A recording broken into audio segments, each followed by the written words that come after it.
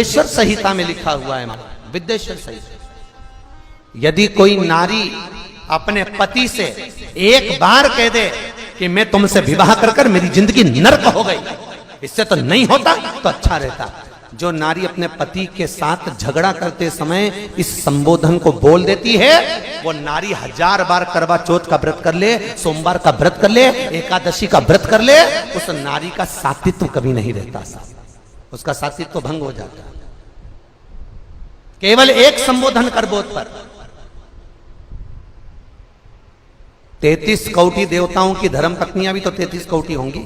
अरे बोलो तो सही, इंद्र की इंद्राणी, ब्रह्मा की ब्रह्माणी, भगवान विष्णु की लक्ष्मी, शंकर की पार्वती, 33 कौटी देवता की धर्म पत्नियां भी 33 कौटी हैं। पर 33 कौटी देवताओं की धर्म पत्नियों का व्रत पृथ्वी पर नहीं होता। अगर पृथ्वी पर आज भी किसी का व्रत होगा तो माता पार्वती का होगा। कभी लक्ष्मी जी का व्रत होता है क्या?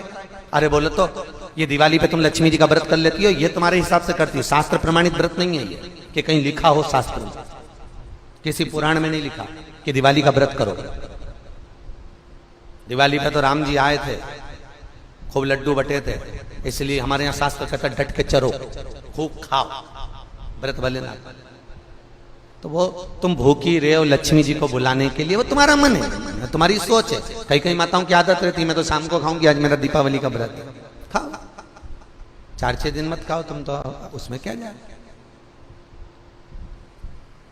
कभी लक्ष्मी का व्रत हुआ, एक वो व्रत माताएं करती बेबहू लक्ष्मी का, वो शास्त्र प्रमाण में नहीं है, शास्त्र प्रमाणित व्रत नहीं है, वो आप लोगों ने बना लिया, आप लोगों ने कर लिया, वो अपने ऊपर है, पर शास्त्र का प्रमाण नहीं देगा।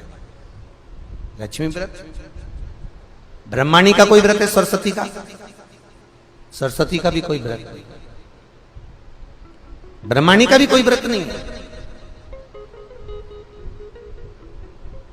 केवल अगर इंद्राणी का कोई व्रत है, नहीं, अगर व्रत मिलेगा तो केवल एक माता पार्वती का मिलेगा। क्यों?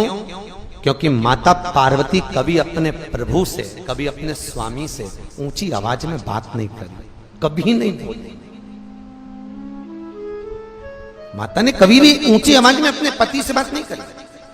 लक्ष्मी ने जरूर एक बार भगवान विष्णु से कहा था, एक बार भगवान विष्णु लक्ष्मी को देखे और लक्ष्मी श्रृंगार कर रही थी, देखकर भगवान नारायण को हंसी आ गई। हंसकर भगवान विष्णु जैसे खड़े हुए, इतने में लक्ष्मी ने कहा, वाह नारायण वाह, आप अपनी पत्नी को देखकर घोड़े जैसे हंस रहे हो, मैं आपको श्राप देती हूं नारायण, आप मुझ पर हंसे हो, आपका ये मुख कट जाए और तुम्हें घोड़े का मुंह लग जाए।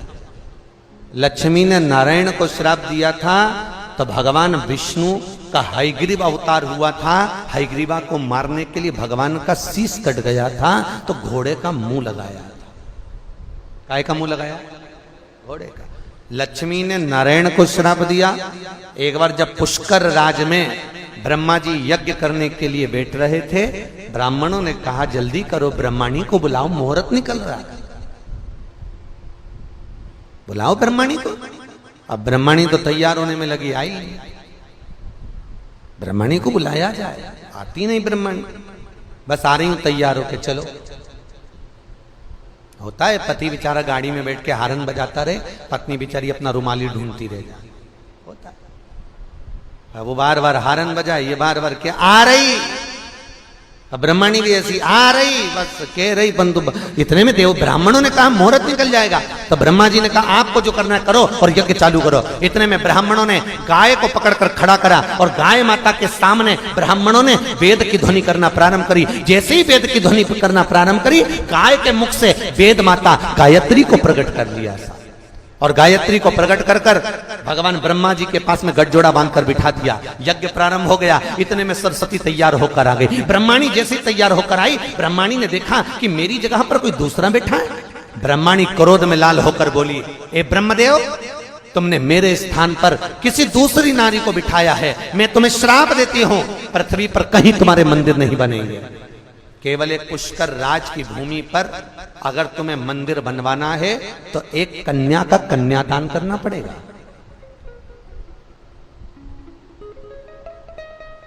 एक कन्या का कन्यादान, शास्त्र कहता है एक कन्या का कन्यादान कर दो तो भगवान ब्रह्मा का मंदिर बन गया। एक कन्या का कन्यादान कर दो तो वैकुंठ में अपनी सीट पक्की हो जाती है साहब, एक कन्या का कन्यादान करने से। और कई कई लोग तो बड़े भाग्यशाली होते हैं जिनके यहाँ 4, 5, 3, 2, 1 इतनी कन्याओं का कन्यादान होता है, भाग्यशाली, मौका मिला। और ब्रह्मा जी ने फिर कन्यादान करा था। आपको सबको मालूम होगा, भांडिर वन में राधा जी अपने भाई मनसुख को भोजन देने आई थी और कन्हैया खेल रहे थे। नारद जी ने राधा और कृष्ण का विवाह भांडिर वन में कर दिया।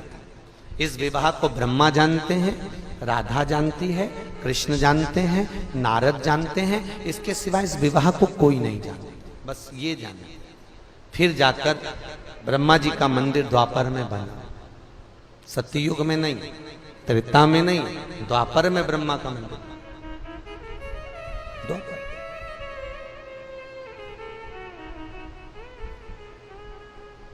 द्वापर मंदिर।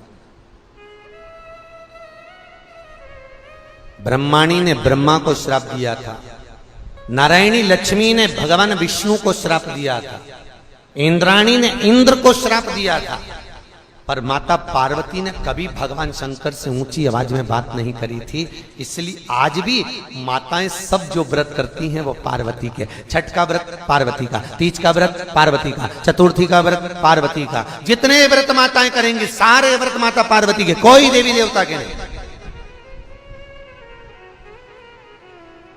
बस निवेदन आपसे भी है, व्रत आपके भी चालू हो सकते हैं अगर तुम अपने पति से ऊंची आवाज में बात नहीं करो तो। व्रत तो चालू हो जाए। पर जब भी बोलती है सी गरज के बोलती राम। एक पति की पत्नी मर गई, पति अंतिम संस्कार करने गया था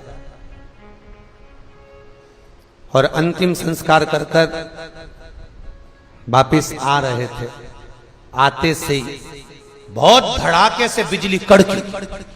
जैसी बिजली कड़की, पति नीचे झुका, जमीन पे प्रणाम करा, प्रणाम करके तुरंत कहा पहुंच गई।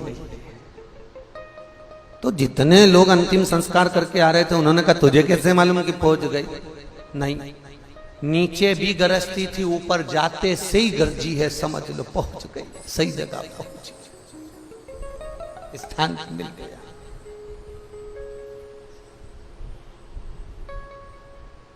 होता है। अब अनसुईया मैया पतिव्रता धर्म का पालन करती,